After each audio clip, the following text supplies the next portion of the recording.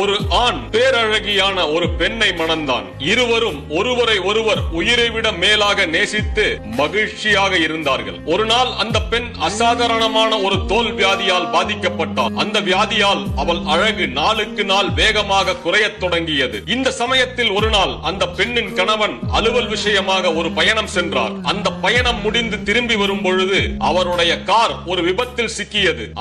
ஆயினும் அவர்கள் திருமண வாழ்க்கை வழக்கம் போல மகிழ்ச்சியாக சென்று கொண்டிருந்தது. நாட்கள் போக போக அந்த மனைவியின் அழகு குறைந்து கொண்டே வந்தது. பார்வையற்ற கணவனுக்கு அது தெரியவில்லை. அவர்கள் திருமண வாழ்வில் எந்த வித்தியாசமும் எழவில்லை. இருவரும் ஒருவருக்கொருவர் அதிகமாக மற்றவரை நேசித்தனர். ஒரு நாள் இறுதிச் சடங்குகள் முடிந்தபின் அந்த ஆண் அந்த ஊரை விட்டு வேறு ஊருக்கு போவதென்று தீர்மானித்தார். அவருடைய நலம் விரும்பி ஒருவர், இத்தனை நாட்கள் உன் மனைவி உனக்கு கண் போல இருந்து வழிகாட்டினால் கண் பார்வை தெரியாமல் வேறு ஊருக்கு சென்று நீ எப்படி தனியாக சமாளிப்பாய் என்று கேட்டார். அதற்கு அந்த கணவர் சொன்னது, எனக்கு கண் பார்வை போகவில்லை. அவள் அழகு குறைந்து கொண்டே போவதை நான் தினமும் பார்ப்பது அவளுக்கு தெரிந்தால் அவள் மனம் மிகவும் புண்படும். அந்த வலி அவளுடைய நோயை விட கொடியதாக இருக்கும். அதனால் நான் பார்வையற்றவனாக இத்தனை நாட்கள் நடித்தேன். அவள் மிக நல்ல மனைவி. அவளை மகிழ்ச்சியாக வைப்பது மட்டுமே என் குறிக்கோளாக இருந்தது என்று கூறினார். இந்த கதை